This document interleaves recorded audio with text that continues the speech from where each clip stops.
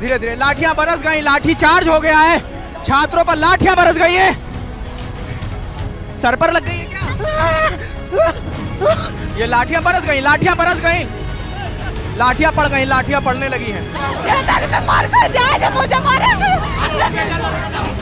फिर से लाठी चार्ज, फिर से एक बार फिर से लाठी चार्ज हो गई है। ये लगातार छात्रों को दौड़ा दौड़ा के मार रहे हैं, पुलिस दौड़ा दौड़ा के मार रही है। हाथ तोड़ दिया लगता है, हाथ तोड़ दिया।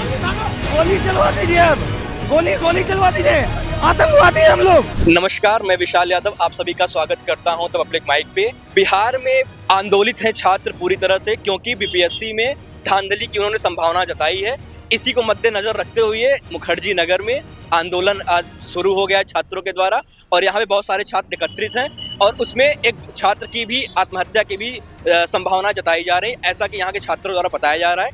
बाकी हम आपको न्यूज़ बताते रहेंगे कहाँ पे क्या हुआ है, तब तक के लिए जुड़े रहें हमारे।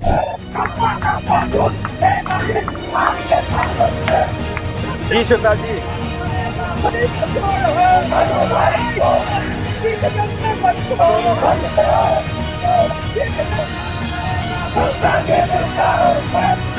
बहुत धन्यवाद आपका, बहुत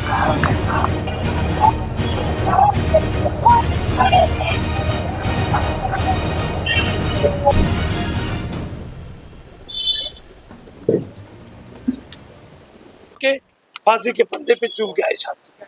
ये गरीब छात्र, एक छात्र के पीछे कितने शिद्दत से उनके घर वाले कितने मनोकामनाओं के बाद सारे देवी देवताओं को बांध के तब भेजते हैं कि लड़का एसडीएम बनेगा, और वो छात्र अपने लगातार शैक्षिक प्रदर्शन में बेहतर अव्वल दर्जे का छात्र एक गलत नीतियों का शिकार हो गया। तो हम इस छात्र के लिए, हम सोनू कुमार के लिए 2 मिनट का मौन रखेंगे कि सरकार माने नहीं माने, लेकिन जब तक मानेगा नहीं तब तक छोड़ेगा नहीं।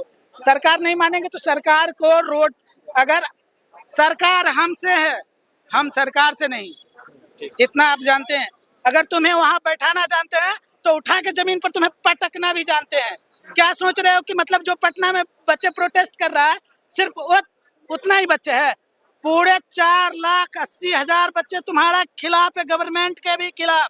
और वो डिप्टी सीएम आकर के उल्टा पुल्टा बयान देता है। मैं पूछना चाहता हूँ, आप लोग बताइए, डिप्टी सीएम का बच्चा पढ़ता है क्या? पीसीएस का एग्जाम देता है? आप बताइए। नहीं, आप बताओ। नहीं, आप बताइए ना, आप भी तो जानते हैं ना। मैं तो आपसे पूछने आया हूँ कि नहीं, कभी भी आप देखते हैं कि नॉर्मल स्कूल में पढ़ता है वो लोग? डिप्टी सीएम का बच्चा नहीं पढ़ता है, सीएम का बच्चा नहीं पढ़ता है, परमार भाई साहब का बच्चा नहीं पढ़ता है, मुन्ना भाई, उनको मुन्ना भाई बोलिए, मुन्ना भाई, उनका नाम में ही देखिए गुंडे ही लगा हुआ है। मेरा एक ही कहना है, एक ही सवाल है। हम लोग का, मैं आज तक कभी आंदोलन में ऐसे नहीं आता हूँ, पढ़ने लिखने वाला स्टूडेंट है, हम लोग के माँ बाप भेजे हैं कि जाकर पढ़ाई लिखाई करो, लेकिन हम लोग को आंदोलन पे मजबूर होना पड़ा, आज घर से निकलना पड़ा। क्यों निकलना पड़ा? क्योंकि मतलब कोई सुनने वाला नहीं है। सबसे बड़ी बात है, एमपी में हुआ वहाँ पे सरकार ने सुन लिया, यूपी में हुआ वहाँ पे सरकार ने सुन लिया, कर्नाटक का भी हाल में हुआ वहाँ सरकार ने सुन लिया, हर जगह का हो रहा है, सभी सरकार सुन। बीपीएससी आखिर क्यों नहीं सुन रही है? स्टूडेंट से क्यों नहीं मिले? ये कहीं ना कहीं मतलब शक जो हम लोग का होता है ना, ये विश्वास में बदल दिया कि कुछ ना कुछ गड़बड़ है। इसके बावजूद भी आप लोग चुनाव जितवाते हैं, गठबंधन की हो या फिर, क्योंकि इलेक्शन आने वाला है तो क्या वो दिख जाएगा ना, इलेक्शन में दिखेगा। हम लोग स्टूडेंट अपना पावर दिखाएंगे और इस बार बदलाव के लिए ही वोट करेंगे। ये सरकार जो समझ रही है ना, जो हम लोग सत्ता बैठ गए हैं तो मेरा ही हो गया सब कुछ, इस बार देखना होगा। आपको संविधान के अनुसार चलना पड़ेगा, आपको जनमत का आवाज को लेके चलना पड़ेगा। आप ऐसे नहीं तानाशाही कर सकते हैं कि मतलब जो हम बोल दिए वही करें। कोई हम लोग नॉन सीरियस हैं, आप सीरियस हैं, इस तरीके से नहीं चलता है। संविधान के अनुसार चलिए, जनमत को आप ध्यान में रखिए। आप ये मत भूलिए कि हम लोग आपको बैठाए हैं। अगर हम लोग चाह लेंगे, आप हटिएगा वहां से और आपको हटना पड़ेगा। या आप किसी का बपौती नहीं पे बैठे हुए हैं, आप हम लोग बैठाए हैं। हम लोग आवाज क्यों नहीं सुन रहे हैं? क्यों नहीं कान पे, क्यों ऊपर से नीचे तक पैसा मिल चुका है, अब डर बैठ गया आप लोग को कि हम लोग कुछ नहीं कर पाएंगे। हम कहाँ से पैसा लाएंगे? अरे आपको झुकना होगा, याद रखिएगा, ये आपको झुकना होगा। आप जो ऊपर से नीचे तक बैठ के खेल रहे हैं, नहीं चलेगा, आपको झुकना होगा। 2-4 हजार बच्चों की बात नहीं है।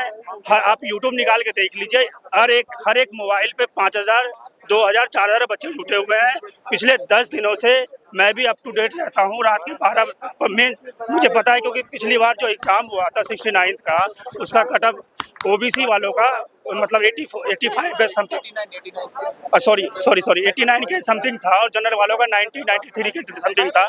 तो हम लोगों को लगता है कि अगर धांधली नहीं हुआ तो अगर 89 या 88 नंबर आ रहा है तो रिजल्ट हम लोगों का होगा। लेकिन जिस तरह से 10 दिनों से बातें निकल के सामने आ रही है, चाहे वो वाकुसवागार हो या गया हो या कोई और अदर डिस्ट्रिक्ट में हो या सिटिंग में हो, तो कहीं ना कहीं डर लगता है कि भाई हमारा कुछ होने वाला है नहीं। जो बड़े पौधे पे बैठे हुए हैं, और वो उसके बच्चे कहाँ पढ़ते हैं नहीं पढ़ते हैं हमें नहीं पता।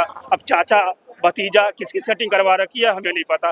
लेकिन दिक्कत हम लोग री एग्जाम इसलिए चाह रहे हैं कि राइट टू इक्वलिटी जो हमें संविधान देता है उसकी तरह एग्जाम होना चाहिए, इसलिए हम लोग री एग्जाम की मांग करते हैं। परमार जी, क्या आप जिद पे अड़े हुए हैं? बच्चों से बात कीजिए और उनको बोलिए जाइए भैया, ये कोई बड़ी चीज़ नहीं है। हम कुछ गलतियां, मैं आदमी हूँ, भगवान नहीं हूँ, कुछ गलतियां हो जाती हैं। जाइए आप लोग बस्ती से रहिए, हम बातचीत करेंगे और री एग्जाम लेंगे। तो मैं वो भैया के बात से इसलिए सहमत हूँ क्योंकि जो एक परीक्षार्थी जो होते हैं, जो पेपर कैंसिल होता है, तो केवल परीक्षार्थी ही सफ़र नहीं होते हैं, उसके साथ साथ उसके परिवार वाले भी सफ़र होते हैं। जो पॉलिटिकल पार्टी सोचती है कि परीक्षार्थी को हम बात नहीं सुनेंगे, अनसुना कर देंगे और ये लोग भूल जाएंगे, हम लोग जाति के नाम पे वोट ले लेंगे, तो ये ऐसा आप भ्रम मत पालिए। हमारे परिवार वाले भी हम इस हमारे संघर्ष के साथ हैं, और एक मतलब बच्चे अगर प्रभावित होता है तो उसके परिवार के जो मेंबर है, 4-5 मेंबर, वो भी प्रभावित हो रहे हैं। तो आपका, हम लोग यूथ होने के नाते आपका हम चुनाव में अपना बल दिखा देंगे, ऐसा बात नहीं है। तो नीतीश कुमार जी से यही निवेदन करना चाहते हैं कि आप कम से कम वार्ता स्थापित करिए हम बच्चों के साथ में। हम आप ही के राज्य के बच्चे हैं, कहीं बाहरी बच्चे नहीं है, दुश्मन नहीं है। जो आपकी पटना पुलिस हमारे भाइयों हमारी बहनों के ऊपर ऐसे निर्दयता पूर्वक लाठीचार्ज आप कर रहे हैं, जैसे कि हम लोग उग्रवादी हैं, आतंकवादी हैं। हम लोग कोई क्रिमिनल नहीं है सर, हम लोग एक पढ़ने वाले स्टूडेंट हैं, रूम में बंद होकर पढ़ने वाले स्टूडेंट हैं। हम अपने आज ये सरकार की विफलता और उनकी कमियों की वजह से हम आज रोडों पे बैठने के लिए मजबूर हुए हैं। हमारा कोई शौक नहीं है कि हम इतनी ठंड में पटना के सड़कों पे आंदोलन करें और आंदोलन कर अपना भूख प्यास करके बैठे, ये हमारा वो नहीं है। लेकिन अगर सरकार के कोई प्रतिनिधि, चाहे आयोग का कोई प्रतिनिधि हम लोगों से वार्ता स्थापित नहीं करेगा तो हम लोग क्या करेंगे? हम लोग कल शांतिपूर्वक रूप से यही जा रहे थे आयोग के अध्यक्ष पे कि जो आयोग के अध्यक्ष रवि भाई, चाहे उनके जो सदस्य सचिव हैं, उनके सामने हम अपना ज्ञापन सौंपेंगे कि हमारी क्या क्या मांगे हैं। आप हमारी मांगे तो सुनिए। आज 9वां दिन हो गया, ना आयोग के तरफ से कोई आया, ना सरकार के तरफ से कोई प्रतिनिधि आया। हम विवश होकर कल गए थे। तो ये रही छात्रों की बात जो कि बीपीएससी में प्रोटेस्ट कर रहे हैं, जो धांधली को लेकर, एग्जाम को लेकर के। इनकी जुबानी आपने सुनी। नमस्कार।